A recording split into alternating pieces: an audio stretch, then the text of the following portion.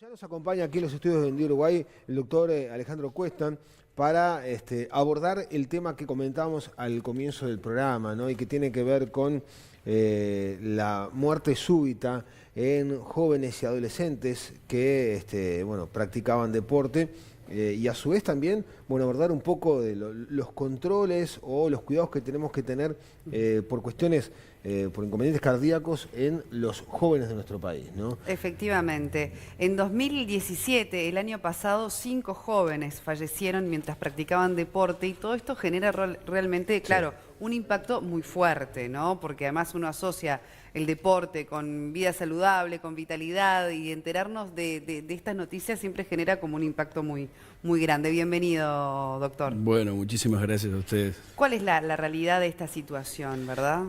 Más o menos ustedes la puntualizaban bien. Como concepto general, el deporte es bueno, es saludable y, digo, conceptualmente baja la mortalidad de la población. Y eso no es raro, ¿no? La gente que hace deporte tiene menos colesterol, menos hipertensión, menos diabetes. O sea, indudablemente es bueno.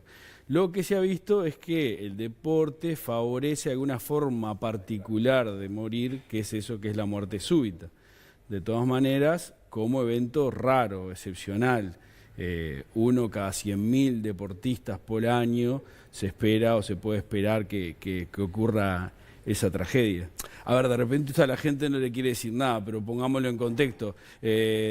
Por accidentes de tránsito mueren 15 veces más gente, claro. La mortalidad infantil es 90% más, o sea, es realmente... La incidencia es muy menor en cuanto a cantidad, pero cuando uno se entera de esto, impacta de forma es muy removedor, brutal. Exactamente, por eso preocupa un poco a la comunidad, porque es removedor y además eso, ¿no? Como que se mueren los mejores, ¿no? Los deportistas. Claro, pero en ese sentido, por ejemplo, sin entrar en la particularidad de cada uno de los casos que se dieron el año pasado, pero ¿la muerte está vinculada directamente a la práctica del deporte? Si alguno de esos jóvenes no estaba practicando deporte en ese momento, ¿no le hubiese pasado nada? La gente que sufre muerte súbita, la mayoría tiene una condición de base que lo predispone a tener esa muerte súbita y podría haber ocurrido en el contexto deportivo o podría haber ocurrido fuera del ámbito deportivo. ¿Ah? Eso es así. Y muchas de esas situaciones, digamos, son encontrables antes de que ocurran, antes que realice el deporte, y por lo tanto se pueden prevenir. Indudablemente el deporte determina un montón de circunstancias que favorecen la aparición del paro, digamos. Claro. ¿no? O para quien ya tiene además un tema de cardiopatía, de que, bueno, lógicamente ese esfuerzo puede implicar un riesgo. Pero acá evidentemente lo importante entonces es, bueno, estamos previniendo, estamos haciendo los controles pertinentes previo a exigir, por ejemplo, en una disciplina deportiva a un joven para tener control o monitoreo de su situación?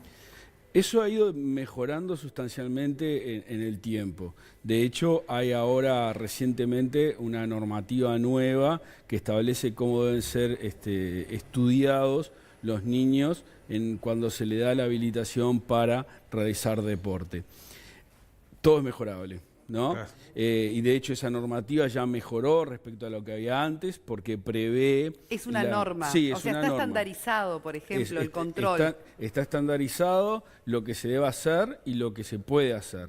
Y nosotros de alguna manera dentro de lo que se puede hacer logramos introducir el tema del electrocardiograma. Pero eso por ejemplo, a ver, para que la gente entienda, la ficha médica para poder participar de algún deporte, porque por ejemplo cuando yo tengo 2 hijas en edad escolar, y lo que se exige para poder tener el curso de educación física de la escuela es la firma del médico en su cuaderno donde lleva la historia. Pero ahí no hay electrocardiograma. Ahí está. Esto en realidad en todos los países del mundo suele ocurrir que mejora más rápidamente los que son deportistas de competencia o de élite que en la población general.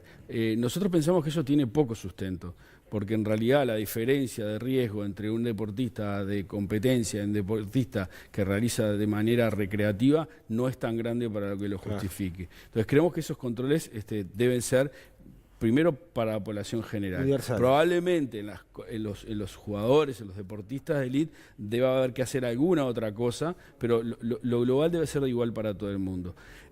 Nosotros creemos que sí, que debe protocolizar, ya está incluido, ya todos los profesores de educación física, los maestros, los profesores, saben que tienen que tener ese carné, el carné del pediatra, ¿no? Habilitando la práctica deportiva. De repente estaría bueno que hiciéramos un pasito más y dijéramos, bueno, vamos a hacerlo de manera sistemática, o sea que todos los que llenamos esos carnés sepamos exactamente qué es lo que se debe preguntar, qué es lo que se debe examinar, y nosotros creemos que por lo pronto a partir de los 13 años estaría bueno hacer un electrocardiograma. Bien, ¿por qué? Esto es un punto interesante. ¿Por qué a partir de los 13, además? ¿Por qué marcas ahí una edad? Porque, digamos, las enfermedades que se expresan, las enfermedades que predisponen a la muerte súbita, muchas de ellas se van expresando a lo largo de la vida, y en realidad la probabilidad de encontrarlas antes de esa edad es realmente muy, muy baja. En algún lugar hay que poner el punto de corte. Yo no creo que esto es una medida para tomar de hoy para mañana. O sea, el titular no es, se propone hacer electro a todos los niños, porque para eso se requiere determinada infraestructura que todavía no la tenemos desarrollado. Por lo pronto, no creo que esto deba ser una tarea que implique que todos los niños pasen por un cardiólogo. Eso sería una locura, imposible de instrumentar. Nosotros tenemos muchas mejores condiciones para hacer esto que muchos países desarrollados, por ejemplo. Ajá. Pero no tanto ahora, como doctor, para eso. Y con respecto a los 5 casos, ¿verdad?, de jóvenes que fallecieron el año pasado, ¿qué habría fallado, digamos, teniendo nosotros una infraestructura mejor? Bueno, este protocolo de acción, ¿verdad?, de prevención. ¿Qué fue lo que en todo caso no se pudo prever de la situación de esos 5 jóvenes? Para contestar esa pregunta, en realidad yo tendría que saber cuál fue la causa que motivó esto, ¿verdad? Porque, a ver, en la mejor valoración predeportiva, de todas maneras, uno no puede detectar el 100% de las causas. O sea que aún haciéndolo, va a haber insucesos. El tema es qué fue lo que pasó. Y ahí lo que sí estaría bueno, y esto es un mensaje, digamos, para las familias, pero para el personal sanitario en general, en Uruguay tenemos todo como para saber prácticamente en todos los casos de qué falleció ese chico, y está bueno que se investigue, que se sepa. Ahora, como cardiólogo pediatra, usted podría decirle, porque ahora una familia que quizás tiene un hijo muy deportista y dice, ay, che, yo no debería en todo caso pedir este estudio para mi hijo o para mi hija. No entra en psicosis, pero no está de más tampoco, claro, pero ¿no? hay algo que por lo pronto es un antecedente a considerar, hay un factor genético, algunos elementos que nos puedan ayudar también a entender. Exacto, o sea, el primer paso es un interrogatorio guiado hacia eso, y como tú decís muy bien, una de las partes más importantes de ese interrogatorio es saber si ese niño tiene un familiar que a corta edad tuvo un evento coronario, tuvo una muerte súbita, tiene puesto un aparato, tuvo que operarlo del corazón, ese tipo de cosas, aparte están muy sistematizados, son 12 puntos que deben ser interrogados, y con eso uno, digamos, ya tiene, digamos, aleja las posibilidades de la mayoría de las cosas. Y luego sí, a ver, si tienen acceso a partir de los 13 años a hacerse un electrocardiograma, a mí me parece bien que sea. Usted nos envió un gráfico en donde habla de la prevención de muerte súbita en la población general de deportistas, ¿no? Y habla como una prevención primaria, el ámbito deportivo y ropa adecuada, estado físico e intensidad del ejercicio, hábitos de vida e identificar a las personas que estén en riesgo. Eso hablando de una evaluación predeportiva. Ahí está la placa, Eso Fede. tenemos. Y después, como un aspecto secundario de la prevención, habla de educación en reanimación cardiopulmonar y acceso rápido a desfibrilador externo automático.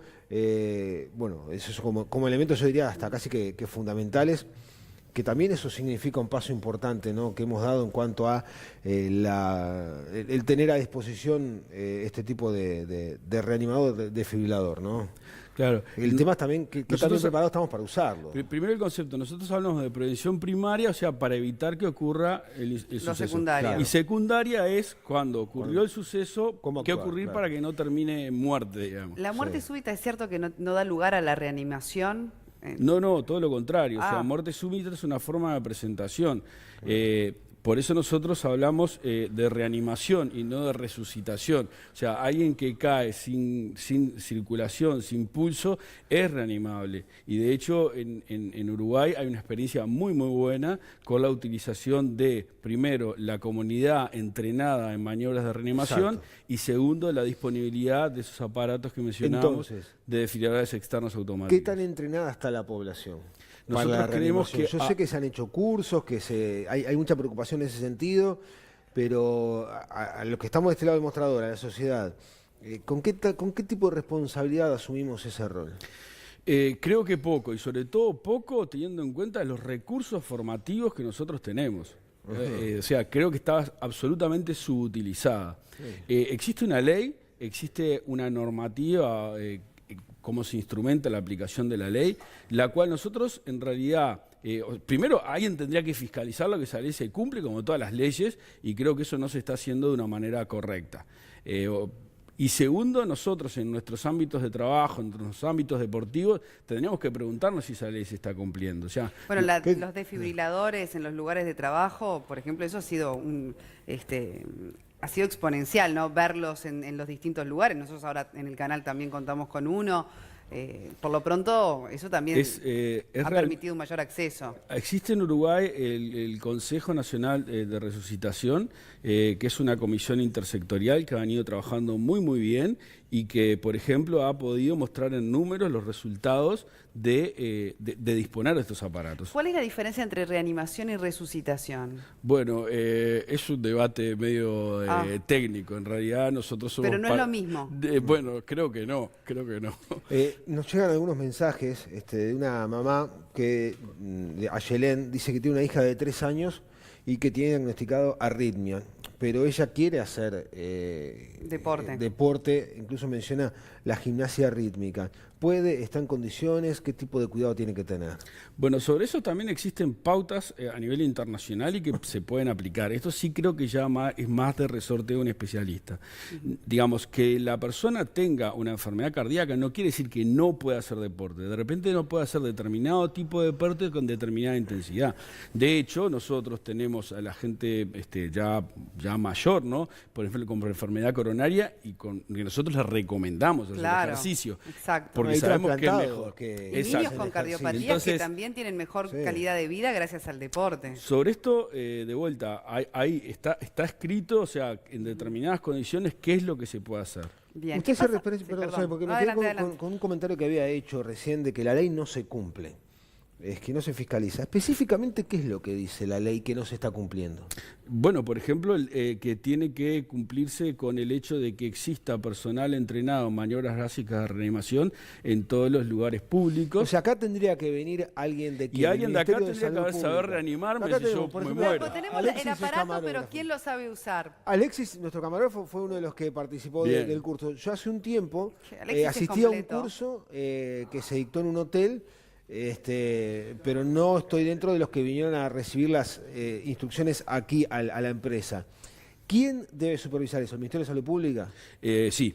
Y debe ir empresa por empresa a decir, bueno, ¿quiénes son los que están capacitados allí en cada una de las empresas? Y dar examen. Y que haga una demostración, en todo caso. Por supuesto, y además creo que a ver, el Ministerio es responsabilidad, como todos los temas de salud, de la autoridad sanitaria. Pero insisto con lo mismo, es también un poco responsabilidad nuestra, porque, claro. A ver, nosotros estamos acostumbrados, esto es un profesor mío me lo decía, estamos acostumbrados a ver los bomberitos rojos en el cartel amarillo marcando. Claro. No hay un estudio que demuestre que ese aparato salvó en ninguna vida. Sí. Podrá hacerlo, pero no está demostrado. Claro. Ahora, la presencia de desfibriladores externos automáticos sí está demostrado que eso ha salvado vidas. Entonces, bueno, parece que estaría bueno que nosotros mismos seamos lo que los tengamos la inquietud de saber. No, por supuesto. Estoy de acuerdo, 100%. Tenemos mensajes. Hay mensajes, pero además mientras vemos el mensaje, la pregunta va por también el tema del sobreesfuerzo, ¿no? Estamos en una sociedad además que está teniendo una especial, ¿no?, valoración del ejercicio, pero quizás de mucho esfuerzo y bueno, la cultura que estamos viviendo ahora, ¿no?, del físico y demás. ¿Puede haber ahí, por ejemplo, algún síntoma a considerar de ese sobreesfuerzo al momento de practicar algún deporte? si sentimos algo o si... Viste que para conocer nuestros límites, sí, ¿no? en la diapo esa que poníamos, dentro, la de volvemos a poner. dentro de la prevención primaria, había una referencia expresa al acondicionamiento físico, a la situación en la que uno está. Claro. Entonces, nosotros eso tiene que ser de alguna manera supervisado, asesorado. Están ahora de moda, por ejemplo, las 10K, 5K, ¿no? Entonces, claro, por ¿no? eso Que nos te ponemos digo. la remera fosforescente y salimos a correr y de El repente ejercicio funcional, hace qué meses sé que yo. no hacemos En nada. todo el año no Y corrimos. eso hay que tener cuidado. Eso hay que tener Bueno, cuidado. hasta tal punto que te hacen firmar un papel en donde vos te comprometés a no reclamar y a decir que estás en condiciones aptas como para desarrollar ese esfuerzo también. Y entonces estaría bueno, y sobre todo los adultos ya más de 35 años, que ya la prevalencia de enfermedad coronaria es mayor, nos asesoramos y estamos en condiciones de hacer un esfuerzo de ese. Decíamos que el año pasado lamentablemente hubo 5 fallecimientos de jóvenes que estaban practicando deporte. Y usted lo comparaba con los accidentes de tránsito y la cifra es mínima. Pero bueno, lamentable para cada una de esas familias o esos entornos que le tocó atravesar una situación de esas. De todas maneras le consulto, ¿es la cifra habitual que se da año tras año de muerte de jóvenes practicando deporte o fue un caso excepcional que haya 5 en un año? No tenemos cifras históricas, digamos, muy ciertas. En realidad nosotros hemos estado trabajando en armar una red que atienda todo el tema. Entonces, digamos, hoy hay gente trabajando en el Hospital Pedro Rosell, el doctor Chiesa, el cual tenemos una base de datos considerable de gente que ha fallecido. Después estamos trabajando en lo que se llama el Observatorio Premude, con Geraldine Rodríguez, el doctor Sergio Giovanetti, que estamos haciendo valoración predeportiva en los jugadores de fútbol. Llevamos más de 6.500 jugadores de fútbol a los que les hemos hecho interrogatorio, examen físico, electro y ecocardiograma. Entonces, vamos armando una red. De acuerdo a las cifras internacionales, digamos, no sería esperable que ocurran tantos, pero tampoco está tan lejos de la realidad. Bien, Habíamos hablado a ver, de 1 en 100.000 y debe haber 300.000 deportistas en Uruguay, debe haber. Claro. Vamos a ver algunos mensajes también de la gente. A ver. Alison, tengo un hijo de 15 años, hace gimnasia en el liceo. Por lo que veo, el profesor es muy exigente, cosa que no critico. Mi pregunta es, ¿cuándo sabemos si un hijo nuestro está apto o hasta dónde pueda cumplir con la exigencia en la clase de gimnasia? Le hice la ficha médica, pero nunca le hicieron ningún estudio cardiológico. Bueno, a ver que si tiene alguna reflexión el doctor y enseguida leemos el de Isabel. No, de vuelta, plantearnos, seguramente se hizo el control del pediátrico desde el punto de vista de sus factores de riesgo y del examen físico, debe estar bien, no tenemos por qué desconfiar. Estaría bueno hacer un electrocardiograma si se da una situación así de duda, porque probablemente esta madre está preocupada por algún antecedente o algo en la familia, ¿no? Bueno, Isabel planteaba una duda que dice, bueno, como siempre mirando el programa, dice, yo soy hipertensa y hago gimnasia en casa. ¿Está bueno hacerlo? Lo que pasa es que ahí si hay está una en su cuestión, casa, está claro, sola, que ¿no? está Sin sola, supervisión. no está guiada por un profesional y seguramente no tenga a disposición los elementos como para resolver una situación compleja o de una urgencia, ¿no? Si es hipertensa, tiene un diagnóstico, o sea que probablemente hay algún colega atrás que la diagnosticó, probablemente le hizo indicaciones respecto al tratamiento, y sí, sin duda, parte del tratamiento de la hipertensión es hacer gimnasia. O sea que está perfecto que la siga haciendo. Bien, Bueno, adelante, bien, entonces, muy bien. entonces, muy Y el bien. deporte siempre como algo positivo, en realidad. Absolutamente, Son absolutamente. casos que son excepcionales y que van asociados a una cardiopatía muchas veces no detectada a tiempo. Absolutamente. Eso para que quede bien no, pero claro, además si porque no haces no es el esfuerzo físico o la exigencia deportiva lo que causa la muerte, sino la cardiopatía. Por supuesto, hay un de la problema persona. detrás, hay un problema detrás, pero si hacemos deporte, nos alimentamos bien, no fumamos, no tomamos alcohol, evidentemente compramos mucho menos boletos para Sin duda. salir sorteados, Doctor, ¿no? muchísimas gracias por Gracias, habernos doctor. acompañado. No, a las órdenes. Muy amable, como siempre.